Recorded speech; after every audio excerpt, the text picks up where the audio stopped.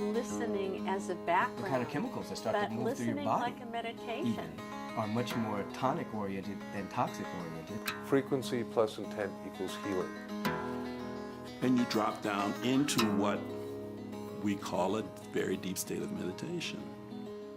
This kind of health-promoting strategy, much like meditation, this is an active form of meditation. Music has really been an essential part of how I get through my day. Transformational inner experiences. Re-enchanting of the world in the real sense. Sound actually shows up as one of the universal pathways. That the music and sound do have the power to heal.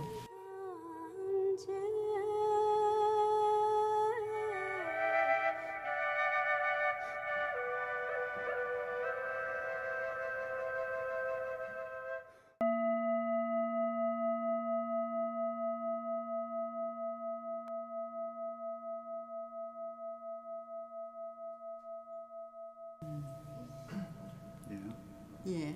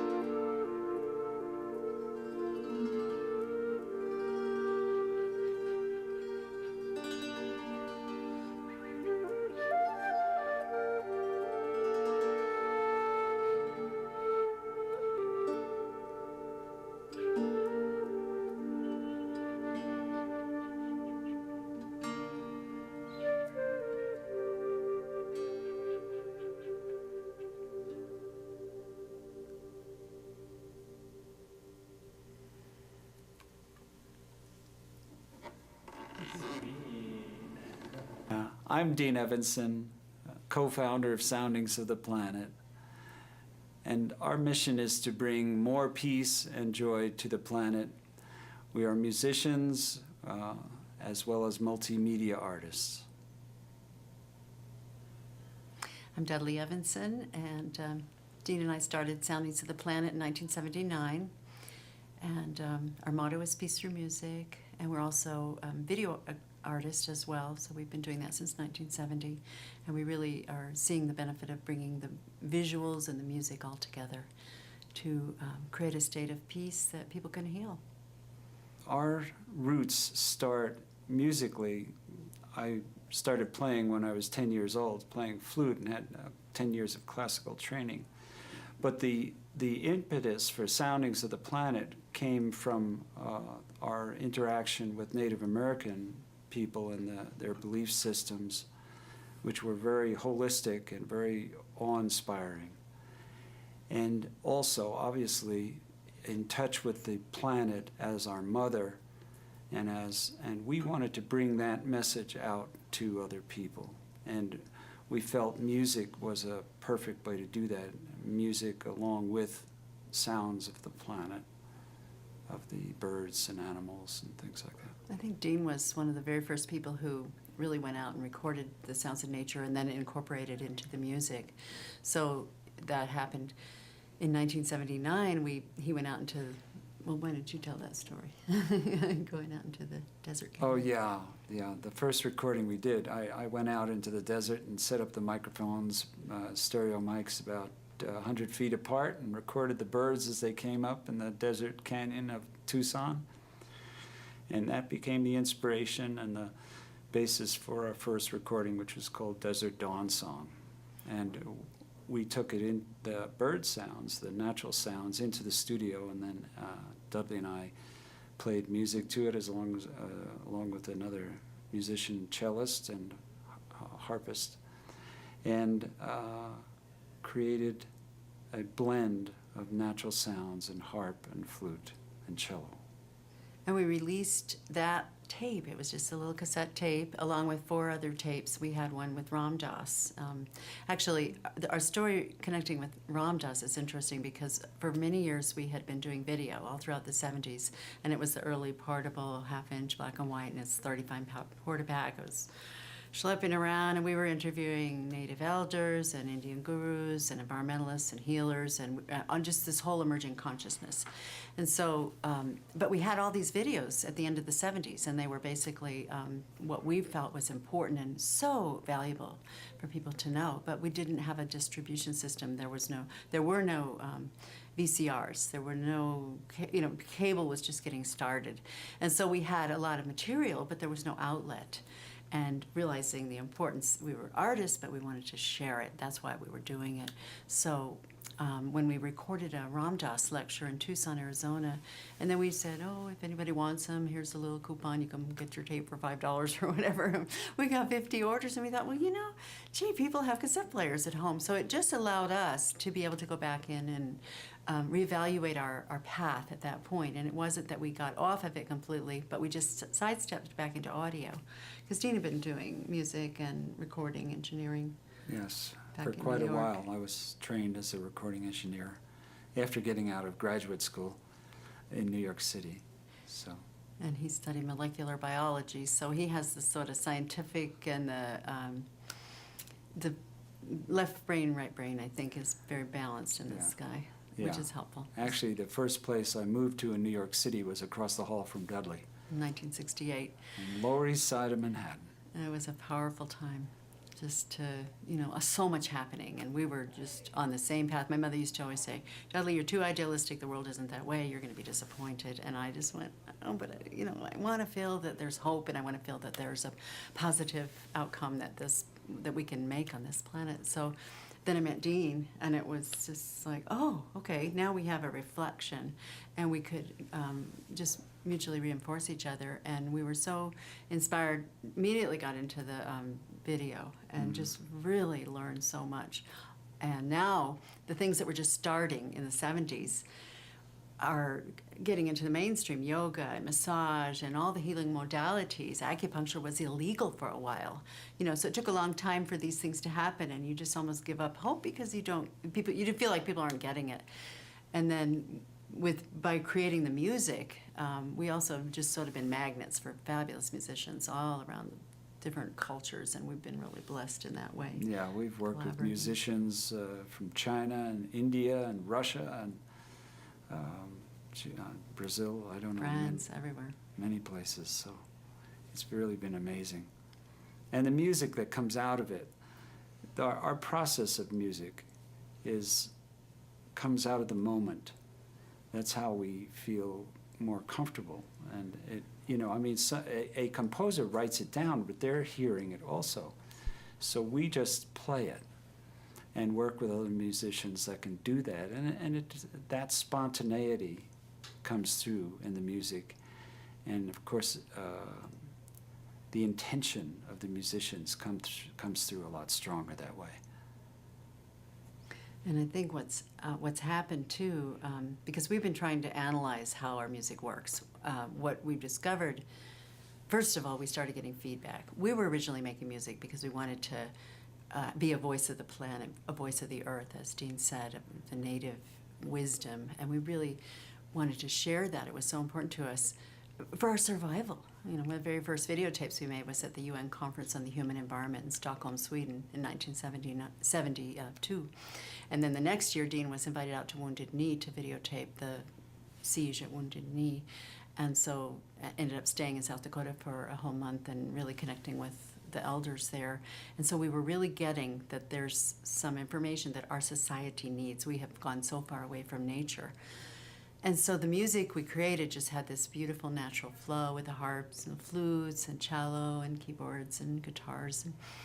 And we were getting all these people suddenly, because we sold it in public. First, you know, out of the back of our car at swap meets and crafts fairs and things, and people would come up to our table and they would just say how much it had meant to them, how they had used it in some various healing modalities. Of course, the natural first ones were the massage therapists. They were the ones who got it because it just fit perfectly in with their thing. And we'd get a call from an autistic facility in Texas saying, well, we've been working with this kid forever and haven't been able to reach him, and now with this Ocean Dreams album, we can reach this person, and it changes things. And we got letters from kids' cancer wards where they were using the music. And so we realized this music had a much greater potential than we had thought when we started. And it was really a joy to see, and continues to be a joy to see how much service we can be in the process of creating this music. In fact, we got a call from Naomi Judd in the early 90s, and she was dealing with her liver disease, and she had found Ocean Dreams as well and ended up buying all of our music and used it on a daily basis, and now considers herself healed from her hepatitis.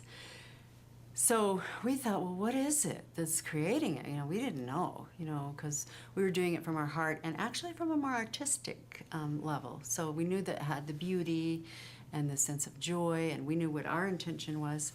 But we started researching to find out what are the aspects of healing that our music was causing. And one of the things I think, which is interesting, because Dean was talking about the spontaneity of the collaborations and the flow. Our music has a flow. You're not going to hear us coming back to the same repeated refrains. So what happens is you don't engage your mind. And that's so important in the healing process, that you're able to let go of the thoughts and clear the mental processes and let the body relax.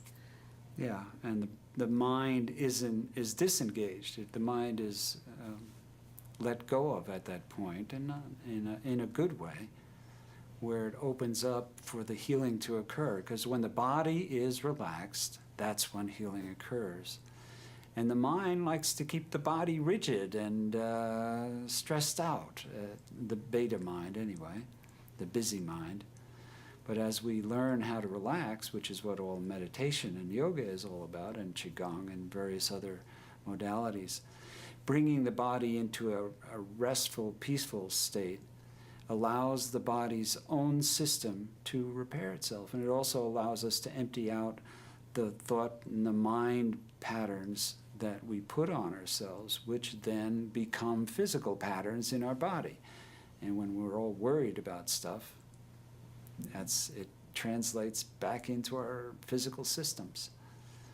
So the music helps release that.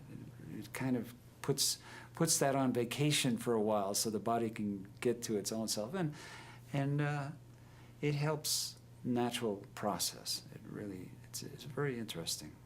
So one of the processes that is occurring, of course, is called entrainment, and that means that, two systems end up vibrating at the same frequency. So the music, because we're playing at a very slow pace, I mean, we have moved into a lot of more world rhythms now, but in the early days, most of our music was this very slow paced music. So what that did is it helped entrain the breath rate, it helped entrain the heart rate, it helped entrain the digestive system. So you're getting that slowing down of the processes from that very speeded up beta mind, which our society tends to stay in, and we want to go more into the alpha state. And the alpha state, and the beauty of the alpha state is that it is the relaxed state of the body. There's actually a frequency that is parallel in the Earth itself, in the cavity of the Earth itself, 7.83 cycles per second, which is called the Earth resonance frequency. And that is a place of natural repose, natural beauty. And as you go into nature, you can kind of breathe, take a deep breath and relax a bit, because you're getting into that state. So the Earth resonance frequency is something that we've incorporated in our music, actually, after we found out about that. And it puts the mind into an alpha state. so the atmospheric cavity of the planet, 7.83 hertz, is right on the cusp of theta and alpha, what our brain waves emit when we're in those states of consciousness. And we've just discovered that that's a really safe state. You're still awake and alert, but you're not, too zoned out, and obviously you've calmed down from beta. So those are, being able to put it into the mix, it just allows our beings to entrain with. Mm-hmm.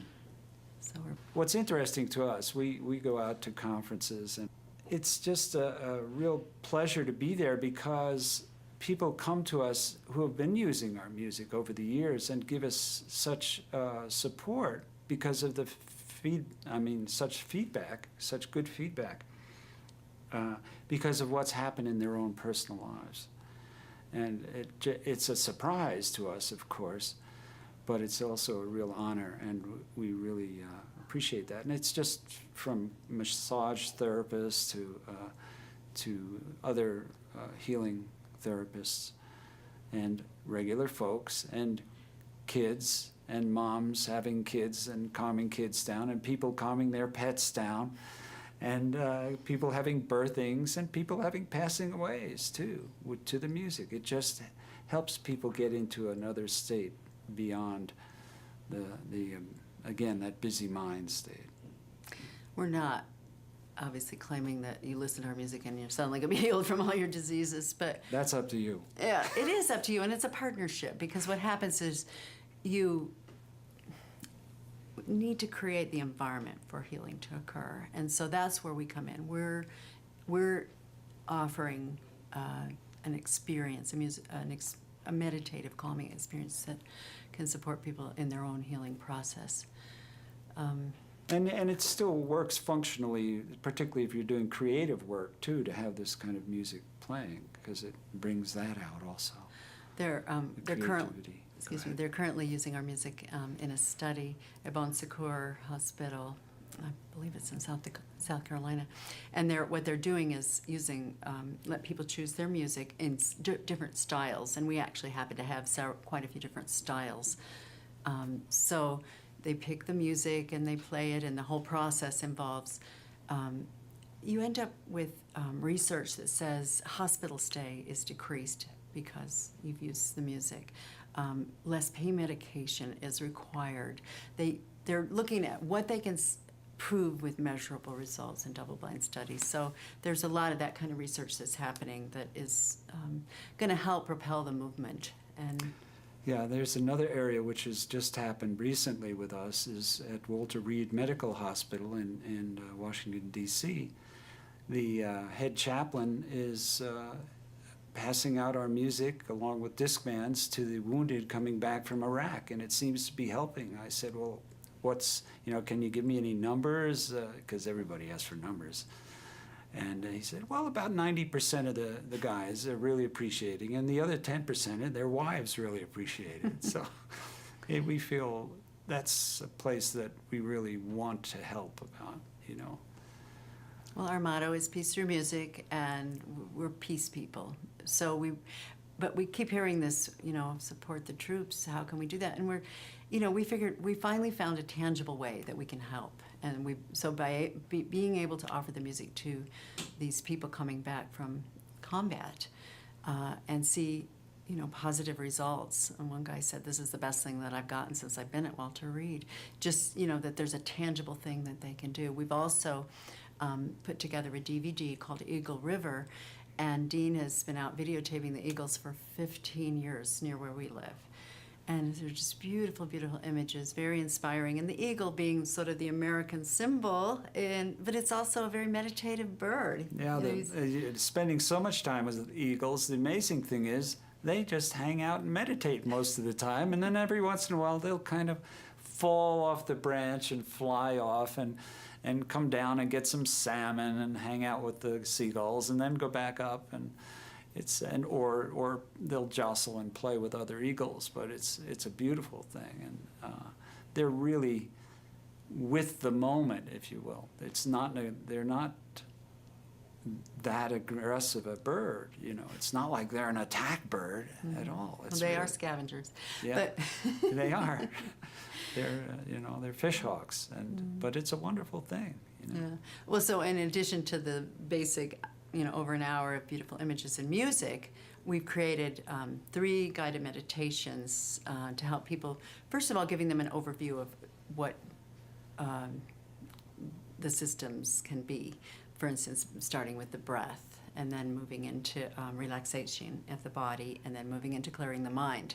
Because these are all yogic principles. So what we realized, we put together something we call relaxation basic training, using kind of military terms, because we want these guys, they've been in war, they were in such a high state of stress, they've seen so many deaths, so much injury, and their own bodies are, ravaged with wounds and whatnot.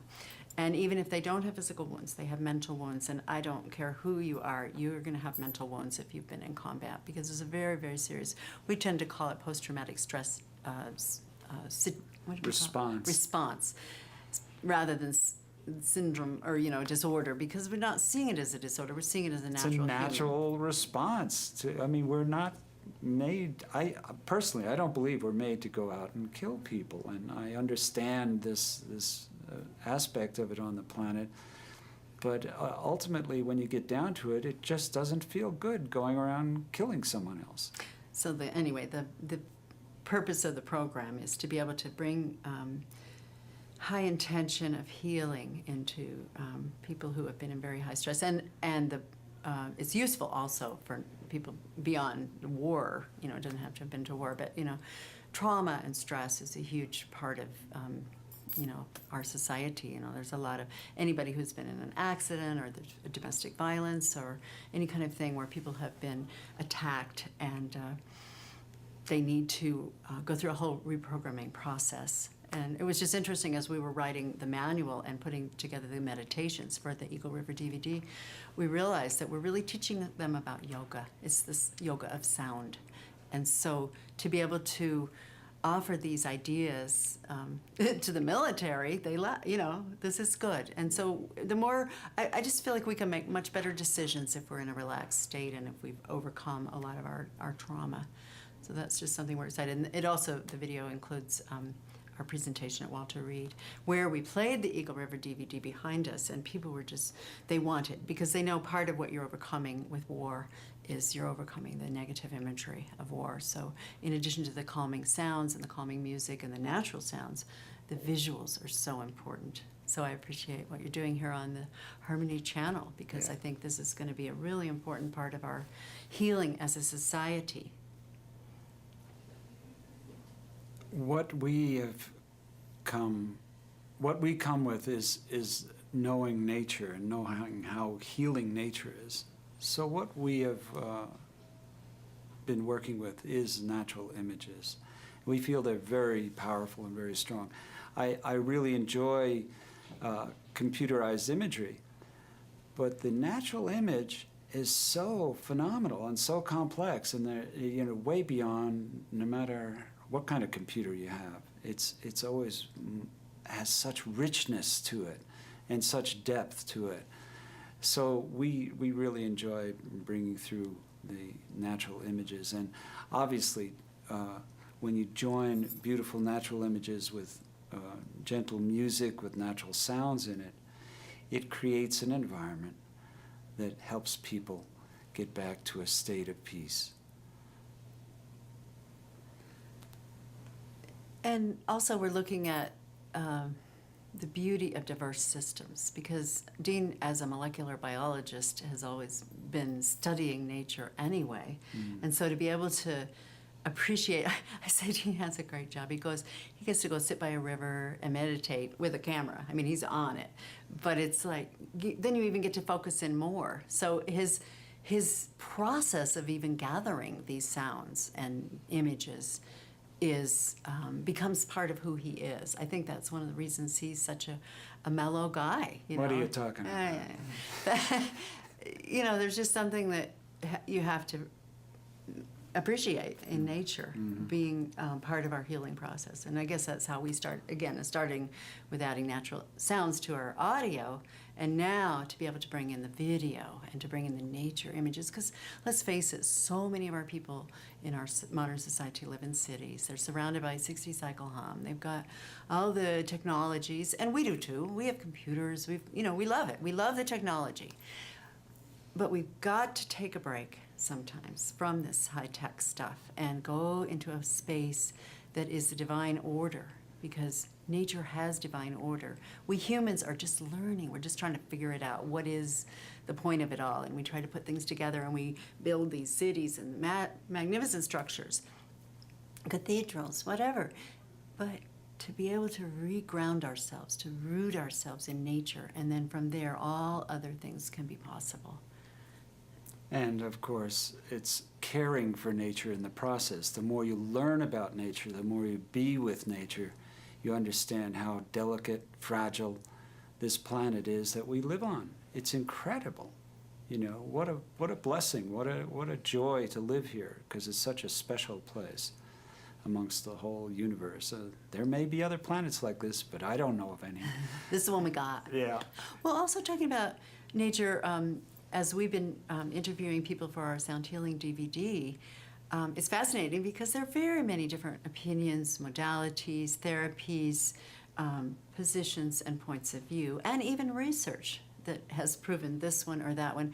And I think Dean and I are always just trying to see it as a comprehensive picture, that we're not saying this or that or one or the other, and we're really we're not into competition of that sort of thing. So just respecting the fact that in nature, the richest biological ecosystems are the most complex, and they're diverse, and they bring it all together into some, you don't know how one thing affects another, but nature knows in its divine wisdom. So if we can use nature as a grounding and a basis, and then also see that as we are developing the sound healing, it's really a movement, a kind of a new movement, even though it's ancient. It's an ancient, people have used sound forever in every culture on the planet. But lately, and literally in the past 30 or so years, people have started to understand that there's things that we can do to affect our healing that do involve sound. And many of them are quite different and sometimes might seem to be contradictory. I've always felt like even conflict is apparent conflict. It isn't necessarily, when you go deep enough, you're going to find that there's harmony, in balance, in all the modalities. And one thing is most healers are in service. they want it to work. And that's why everyone is working so hard in their areas to develop and study what the kernel that they've learned. And it's a beautiful thing. And it all works together. It all works beautifully together. I remember years ago reading a book called The Secret Life of Plants, and they were doing all this research where they stick electrodes to the plants, and then they know if their owner is around or hurt, or they, all sorts of things. And we were at that time becoming very involved with native wisdom. And so the natives just have this intuition. They just connect with nature. They talk to the trees, they talk to the birds, they talk to the animals and the rivers. So I had to laugh that in our modern society, we had to go stick electrodes on things to figure it out. And but that's okay. We want to do it. We want to do as best as we can to find the research foundation, because we do have the medical profession, and we want to see that the whole sound healing movement relates to the medical profession as well, the allopathic medical profession, so that we're tying things in together, and that there is a balance. It's integrative medicine. It's in harmony. We're not saying only use this and don't use that, because sometimes you need the very extreme technologies of modern medicine. But, to be able to use your intuition, to be able to use your heart, to be able to use your sense of connectedness, I think is important too. Yeah. And the feeling, getting the heart space open is also a wonderful thing. And I think that's where sound is very important, because it's actual visceral. It's particularly low frequencies they affect the whole body system. And it can be affected in a negative way, as many have already said, I'm sure, but that it also can be affected in a very positive way. And I believe it affects the whole system, the molecular structure, the DNA structure. I mean, information going in the body, going through the body, and sound is another miracle that's unfolding before our eyes. And we have, we think of memory happening in the mind, but memory happens in every cell of our body.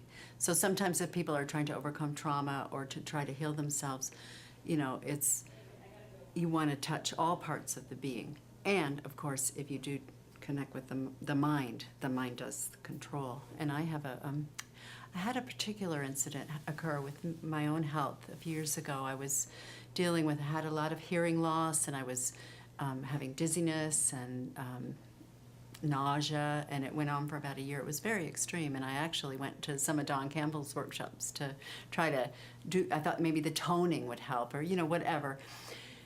But one thing that finally did occur for me is I was reading a couple of books on the power of the mind, and I thought, well, I need to work on shifting my own approach or my own mental consciousness about certain things. And we had been using the Dalai Lama's Green Tara mantra for many years, and it's Om Tare Tu Tare Ture Swaha. And it's very helpful and wonderful mantra. But I felt like I needed something in my own language that appealed to my issues. And so I came up with a little mantra, and it was basically clear my mind, open my heart, heal my body, heal my world. And it had a melody. It was clear my mind, open my heart, heal my body, heal my world. And I sang this song for about a week to 10 days, and would you know it, after that time I stopped getting dizzy, and even a few months later my hearing started to come back, and I just felt like what I did through the mantra was to reprogram myself, and I opened up my heart. I had so much more joy. I got rid of judgments that might have been holding me back. And so I just know from my personal experience that mantra and music and, just high intention, because it was very high intention, and that's probably the most important thing, but all the other parts play in along with it. So I do know that the music and sound do have the power to heal.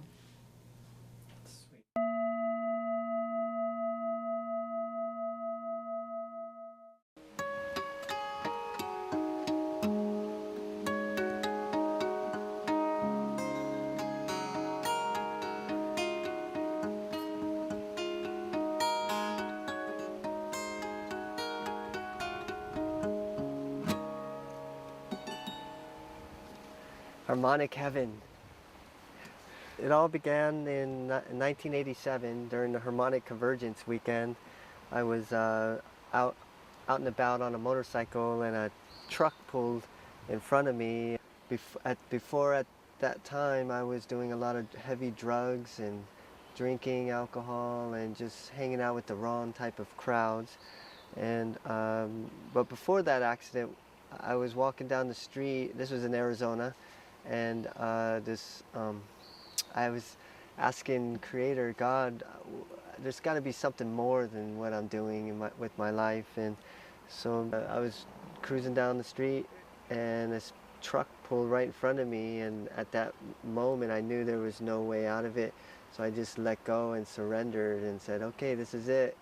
And so right after that, I was in the hospital, and when I was in the emergency room, the doctor said I would not be able to walk or use my right hand. And so I was like, what?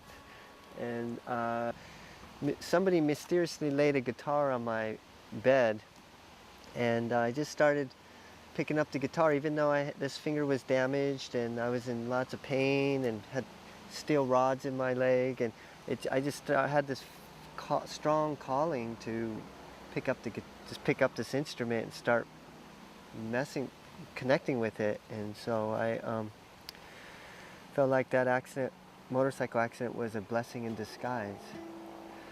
And so immediately after I got out of the hospital, I moved up to Sedona, Arizona, and just started learning how to walk again. And I didn't want to listen to what the doctor said because they said, oh, you're not going to be able to use your left leg again and this and that. And so I was like, no way, I'm not going to listen to that.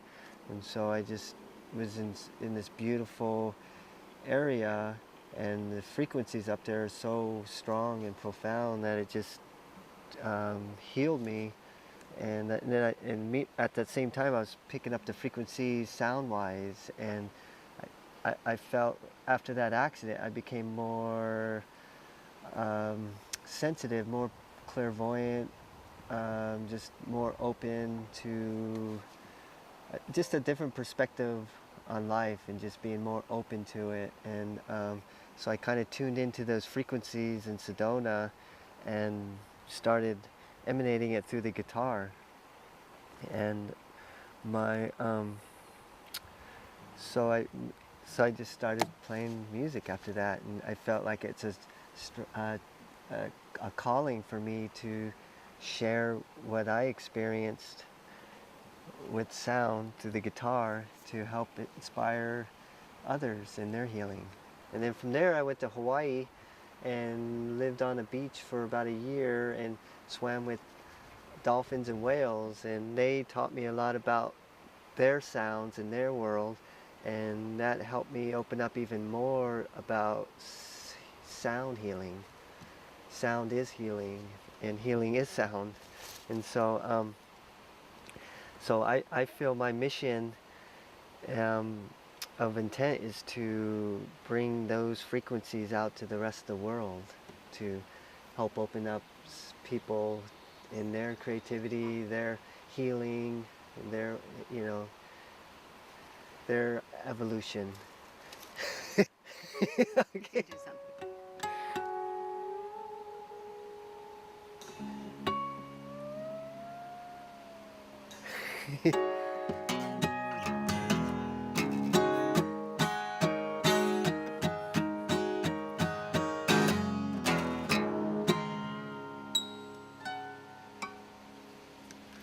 My heritage, I feel really strong and connected and rooted to my ancestors, which is the Chiricahua Apache tribe. And when I'm performing, it just comes through me. I just keep myself open to that energy, and that Native American energy is just coming through, and it's bringing that healing frequency out through the music. I don't know, it's just something when I'm on stage sharing this music, it's part of that whole energy and that healing, sound healing that just comes through me. It's this high voltage, high energy coming through, that for me to release it, help release it, is to dance, like the Native Americans, dancing with the bells on and just feeling Mother Earth's heartbeat with each step.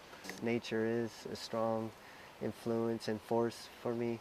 It's I don't know if I would be able to live or function without nature and sound and music and sound. It's my healing sanctuary. It's just amazing.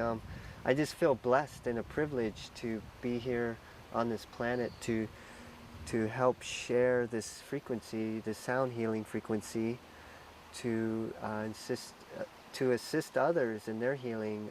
It's such a profound experience to witness the feedback after sharing it. Many people have been healed, and it's just amazing, and a blessing to.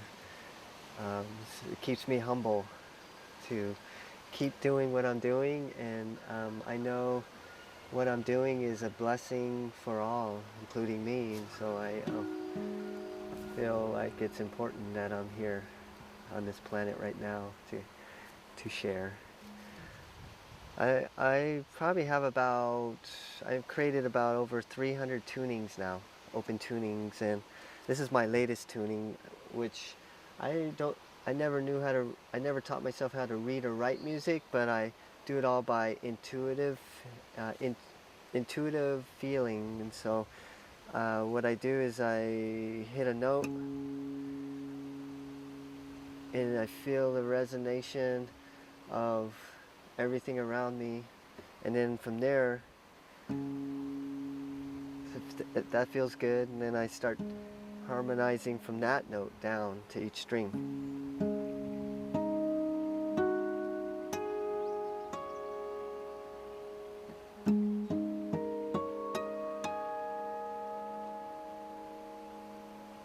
And then so I just start creating melodies off that. So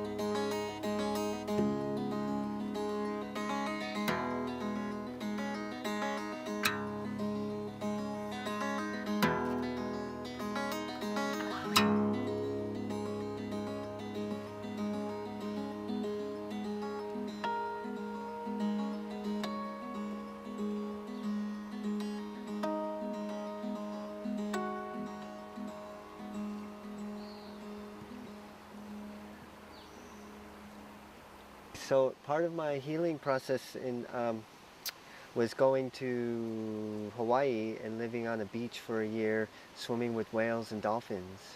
And they're the ones that introduced me to understanding their hydrosonic frequencies in the ocean. And so they're the ones that helped me understand more about sound healing, and sound is healing. The sound is so healing that when you hear that frequency, it's just my body just surrenders, and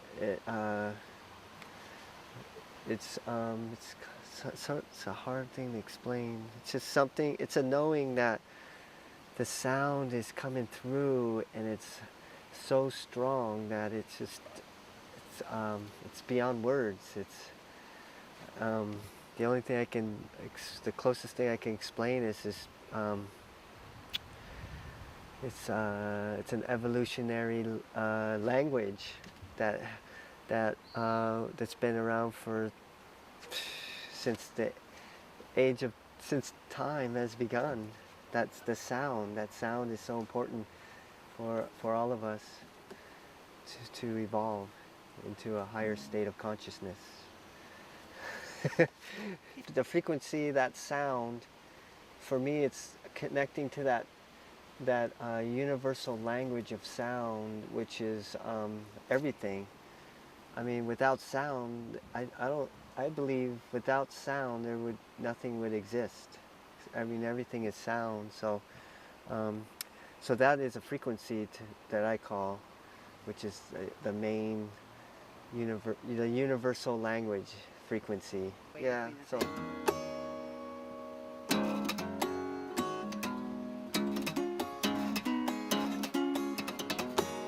So those are harmonics when I'm slapping.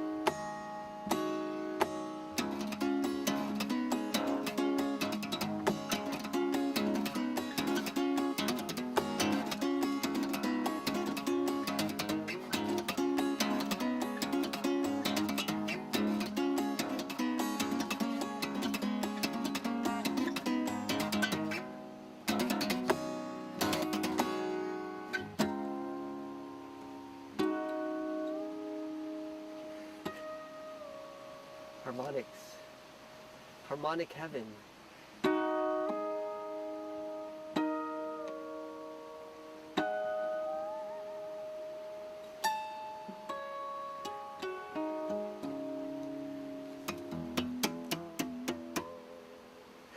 So many ways of producing harmonics. For me, a harmonic is kind of like the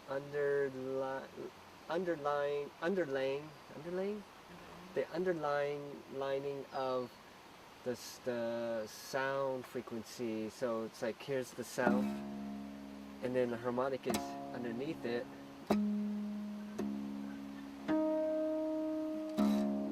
Like, here's the root sound, and then the harmonic hitting the harmonic underneath it.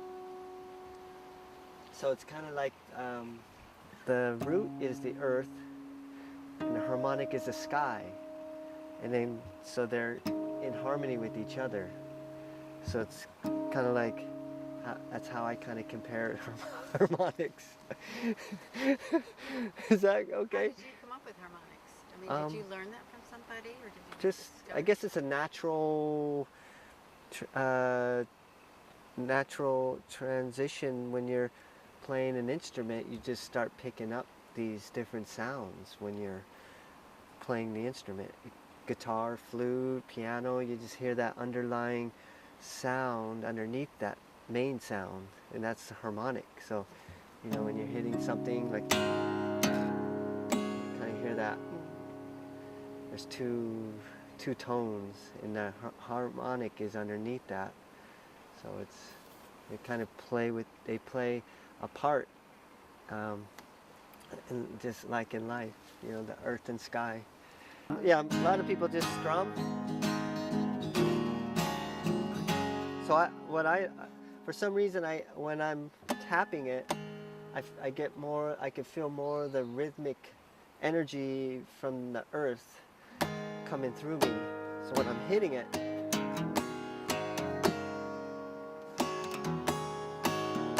I just feel it more versus. So it's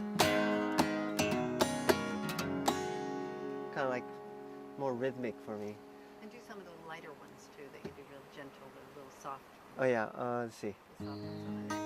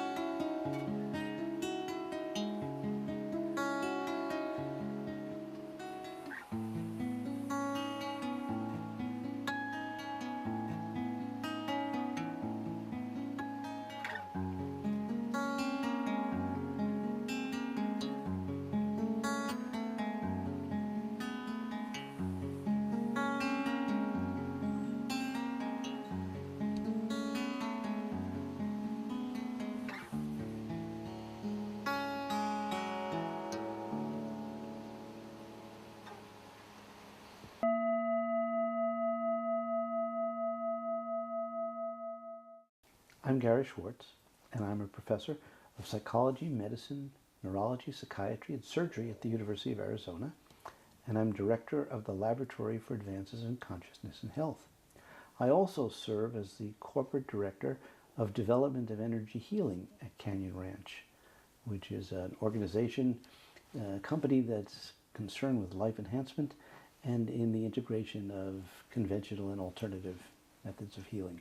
When I was a child, I had two primary passions. One was science, and the other was music.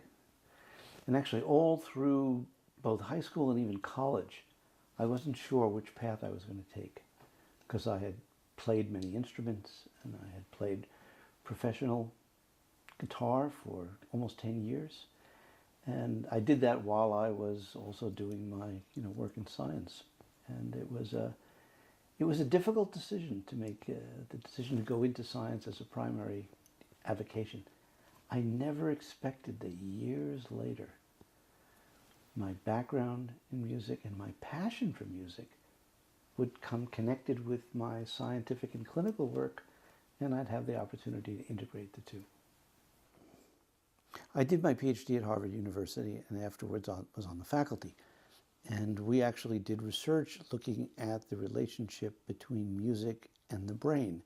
And we were interested in testing the hypothesis that when people sing, what they're doing is at least two things. Number one, they're using words, which are more left hemispheric, but they're also doing melody and intonation, which is using the right hemisphere.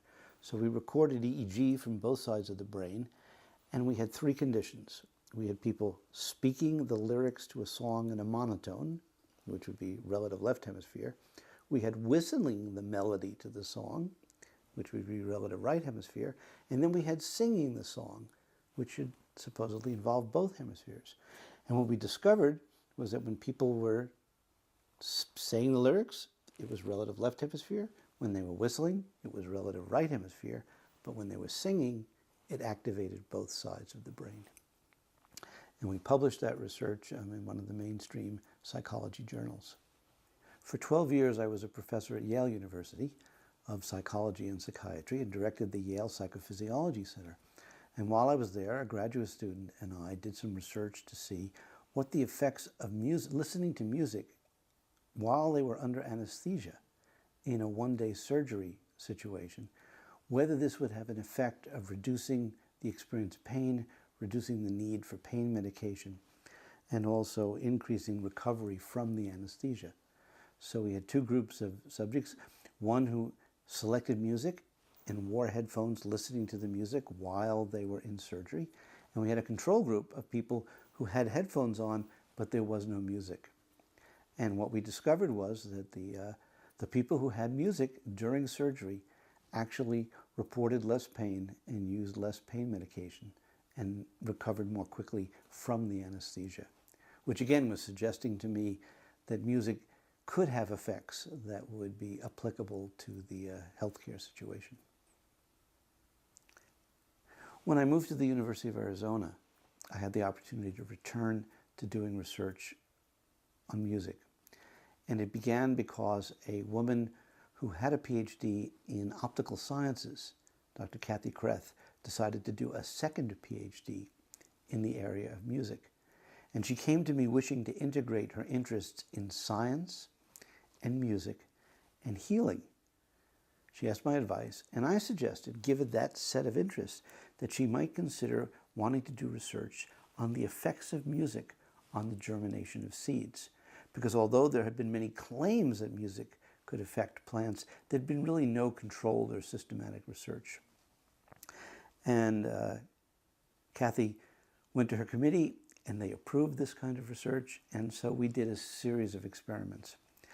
And we tested to see whether a beautiful flute music played to both okra seeds and zucchini seeds as they were germinating, whether or not it would have an effect on increasing the rate of germination compared to either no music or to random sounds like white noise, which were similar to the frequencies of the music. And in 5 separate experiments, what we found was that sure enough, it was the music, not no sound and not just noise per se, that actually facilitated the growth in both sets of seeds. And this inspired me to return to music, because if plants could be so responsive to such beautiful sounds, then this implied that there was something even universal about melody and harmony and the beauty of the organization of sound and music that could be relevant to all of life. My laboratory has been conducting research that bridges mind-body medicine, energy medicine, and spiritual medicine. And we've done a whole series of studies that I've reported in a book called The Energy Healing Experiments that looks at the effects of energy sensitivity and magnetic and other kinds of fields coming off the body, and the effects of energy on either the growth of cells, or in animals dealing with stress, or human beings recovering from cardiac surgery, and looking at how energy from an intention can affect our well-being. And of course, sound, be it the sound of the voice or nature sounds, and the beauty that we can create with music, is of course a fundamental and very powerful form of energy. And unfortunately, there hasn't been very much academic research that has been actually trying to catch up with the individuals who have been pioneering the work in creating the kinds of music that fosters health. And I think science is now ready to join with these gifted musicians and musical producers for this higher purpose. As someone who's played many instruments, but also started out as an electrical engineer, it's remarkable to see how continued advances in electronics and in capturing of sound and in the display of sound and even the creation of new and beautiful sounds, and as well as the creation of speakers that can replay sounds and so on, that the opportunity for the integration of the art of music and the intention of the musician with state-of-the-art technology to be able to both record and express that music, I think provides us with great opportunities that are unique in our species' development, and that various individuals are bridging these worlds of science in terms of technology with the art and the brilliance of musical creation. And I, for one, am really looking forward to seeing how this evolution and integration unfolds in the years to come.